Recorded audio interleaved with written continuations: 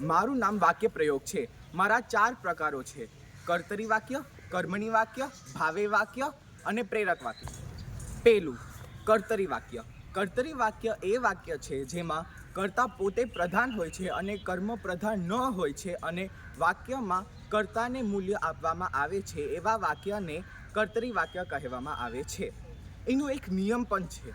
વાક્ય રૂપાંતર કરતી વખતે વાક્યનું જે મૂલ્ય અર્થ છે તે બદલાવવું ન જોઈએ। જેમ કે રેખા નૃત્ય કરે છે, મેરવિન બોલે છે, બીનામીસ ભણાવે છે આદિ। બીજું છે કર્મણી વાક્ય। કર્મણી વાક્ય એ વાક્ય છે જેમાં કર્મ પ્રધાન હોય છે અને કર્તા પ્રધાન ન હોય અને કર્મને વાક્યમાં બહુમૂલ્ય આપવામાં આવે છે। જેમ કે રેખાથી નૃત્ય કરાય છે, બીનામીસથી ભણાવાય છે આદિ। ત્રીજું છે ભાવે વાક્ય। ભાવે વાક્ય એ વાક્ય છે જેમાં કર્મ હોતું જ નથી અને વાક્ય અકર્મ હોય છે, એવા વાક્યને ભાવે વાક્ય કહેવામાં આવે છે।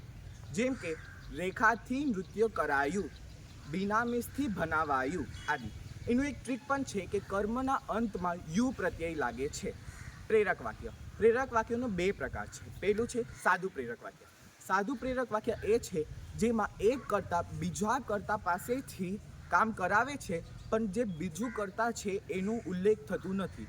જેમ કે રેખા નૃત્યો કરાવે છે, બીનામીસ બાળકોથી ભણાવે છે આદિ। અને પુનઃ એ છે જેમાં પણ 2 કર્તા હોય છે અને બીજા કર્તાનું પણ વાક્યમાં ઉલ્લેખ થતું હોય છે।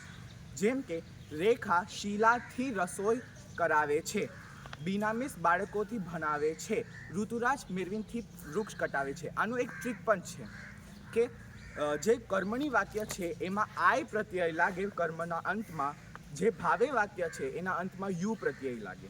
Thank you.